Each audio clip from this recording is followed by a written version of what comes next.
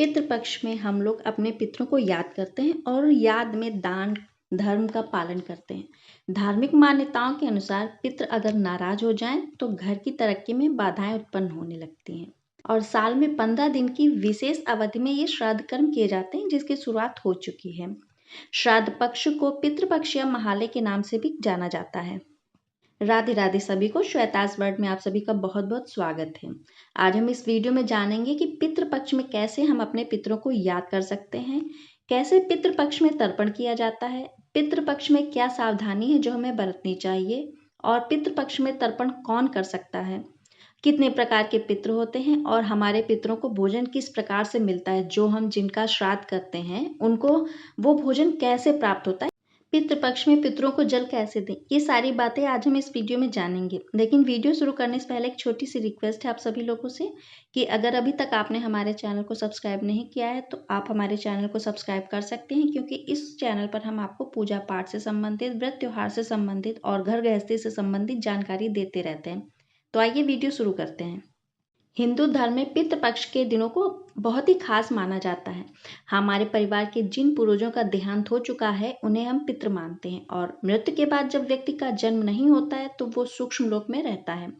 फिर पितरों का आशीर्वाद सूक्ष्म लोक से परिवार वालों को मिलता है, और पितृपक्ष में पितृ धरती पर आकर अपने लोगों पर ध्यान देते हैं और उन्हें आशीर्वाद देकर उनकी समस्याएं भी दूर करते हैं। पितृपक्ष में हम लोग अपने पितरों को याद करते हैं और याद में उनके दान धर्म का पालन भी करते हैं। और धार्मिक मान्यताओं के अनुसार पितृ अगर नाराज हो जाएं तो घर की तरक्की में बाधाएं भी उत्पन्न होने लगती हैं। पितृपक्ष में पितरों के लिए तर्पण, पिंड दान, ब्राह्मण भोज आदि किया जाता है, और साथ ही पितृपक्ष की तिथियों पर पितरों की पूजा करके उनको तृप्त भी किया जाता है। हम अपने पितरों को याद करने के लिए पितृपक्ष में हम अपने पितरों को नियमित रूप से जल अर्पित करते हैं। यह जल दक्षिण दिशा की ओर मुंह करके दोपहर के समय किया जाता है। जल में आप काला तिल मिला लीजिए और हाथ में कुश जरूर रख लीजिए, जिसकी अंगूठी बना के पहने जाती है।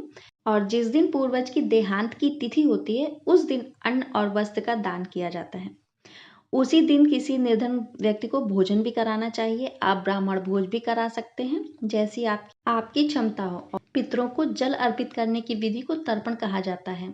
आप कुश ले लें, उसको हाथ में पहन लें और अब एक बड़े से पात्र में जल डाल लें, थोड़े से तिल डाल लें और जौ डाल लें। फिर उससे आपको हाथ जोड़कर अपने पूर्वजों का ध्यान करके उन्हें जल अर्पित करना चाहिए, और आपको इस मंत्र का जाप करना चाहिए। ओम आगच्छन्तु मे पितर एवं गृहन्तु जलांजलिम। अब इसे धीरे धीरे अपने अंगूठे का उपयोग करते हुए 5, 7 या 11 बार जमीन पर चढ़ाएं। ऐसा माना जाता है कि अंगूठों से जल देने से ही पितृ संतुष्ट होते हैं। अब आइए जानते हैं कि कौन व्यक्ति पितरों को जल अर्पण कर सकता है। तो घर में जो सबसे बड़ा पुरुष होता है, सदस्य होता है घर का, वह नित्य तर्पण कर सकता है, या फिर उसके अभाव में घर का कोई भी पुरुष सदस्य तर्पण कर सकता है, या फिर आपका कोई पौत्र हो, नाती हो, वो भी तर्पण कर सकता है, उसको भी श्राद्ध करने का अधिकार होता है। और साथ ही अगर कोई पुरुष नहीं है तो स्त्रियां भी तर्पण और श्राद्ध कर सकती हैं। लेकिन सिर्फ इतना ध्यान रखें कि पितृपक्ष की कुछ सावधानियां हैं, उनको आपको पालन जरूर करना चाहिए। कुतुब बेला में यानी कि दोपहर के समय में पितरों को तर्पण दें, और इसी बेला में तर्पण का विशेष महत्व भी माना जाता है। तर्पण में कुश और काले तिल का भी बहुत ही अधिक महत्व होता है। कुश और काले तिल के साथ तर्पण करना बहुत ही अद्भुत परिणाम देते हैं। जो कोई भी पितृपक्ष का पालन करता है उसे इस अवधि में सात्विक भोजन ग्रहण करना चाहिए, और पितरों को हल्की सुगंध वाले सफेद फूल ही अर्पित करें। तीखी सुगंध वाले फूल वर्जित माने जाते हैं। इसके अलावा दक्षिण दिशा की ओर मुख करके पितरों का तर्पण और पिंडदान करना चाहिए। हो सके तो पितृपक्ष में रोज गीता का पाठ जरूर करें, और अगर आप जैसी आपकी क्षमता है आप उसी क्षमता से अपने पितरों का श्राद्ध करें। ऐसा बिल्कुल भी ना करें कि आप किसी से कर्ज लेके अपने पितरों का श्राद्ध कर रहे हैं। ऐसा आपके अगर पूर्वज देखते हैं तो वो अंदर से बहुत दुखी होंगे। अगर आप सच्चे मन से अपने पूर्वजों का श्राद्ध करते हैं, उनको दिल से याद करते हैं, तो वो ये चीज़ जरूर देखते हैं और जाते जाते आपको आशीर्वाद भी देकर जाते हैं, क्योंकि पितृपक्ष में पितरों का तर्पण करने से पितृदोष दूर हो जाते हैं। और जन्म कुंडली में पितृदोष होने की वजह से व्यक्ति को कई तरह की परेशानियों का सामना भी करना पड़ता है, और जिन लोगों की कुंडली में यह दोष पाया जाता है तो उन्हें हर कार्य में बाधा का सामना करना पड़ता है। कभी कभी ये होता है कि बनते बनते काम बिगड़ जाते हैं और जैसा लग रहा है कि अब काम होने वाला है, फिर ऐन मौके पे काम वो रुक जाता है। तो ये भी एक कारण हो सकता है कि आपको पितृ दोष हो। तो इस वजह से आपको तर्पण करना बहुत ही ज़रूरी है। इससे मान सम्मान में भी कमी बनी रहती है अगर आप तर्पण नहीं करते हैं, और जमा पूंजी भी धीरे धीरे नष्ट हो जाती है, रोग आदि भी घेर लेते हैं। इसलिए हमें पूर्वजों का ध्यान करते हुए इन पितृपक्ष में उनका तर्पण जरूर करना चाहिए। पितृपक्ष में श्राद्ध और तर्पण करने से पितरों का आशीर्वाद भी मिलता है और इससे जीवन में आने वाली सभी परेशानियों से मुक्ति मिल जाती है। ऐसा माना जाता है कि श्राद्ध नहीं करने की स्थिति में आत्मा को पूर्ण रूप से मुक्ति नहीं मिल पाती है और इस स्थिति में आत्मा भटकती रहती है। पितृपक्ष में पूजा और याद करने से पितृ प्रसन्न होते हैं और उनकी आत्मा को शांति भी मिलती है। इसमें नियम और अनुशासन का पालन करने से इसका पूर्ण लाभ प्राप्त होता है। तो नियम और अनुशासन का ध्यान रखते हुए पितृपक्ष में हमें श्राद्ध करना चाहिए।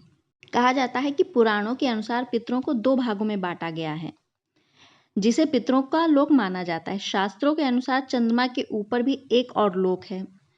एक है दिव्य पितर और दूसरे हैं मनुष्य पितर। दिव्य पितर मनुष्य और जीवित प्राणियों के कर्मों के आधार पर उनका न्याय करते हैं। आर्यमा को पितरों का मुखिया माना जाता है और उनके न्यायाधीश यमराज हैं।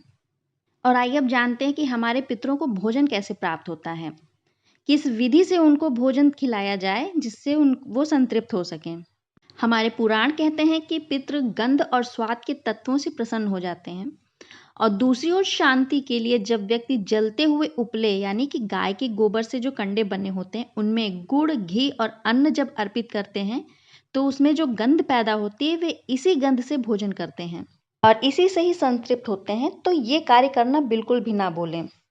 चलिए, उम्मीद करती हूँ कि यह वीडियो आपको पसंद आई होगी। अगर यह वीडियो आपको अच्छी लगे, इसकी जानकारी आपके लिए महत्वपूर्ण हो या उपयोगी साबित हो तो हमारे चैनल को लाइक करें, सब्सक्राइब करें, बेल नोटिफिकेशन को ऑल पे सेट कर दें जिससे कि हमारी आने वाली सारी वीडियोस आप तक पहुंच सकें।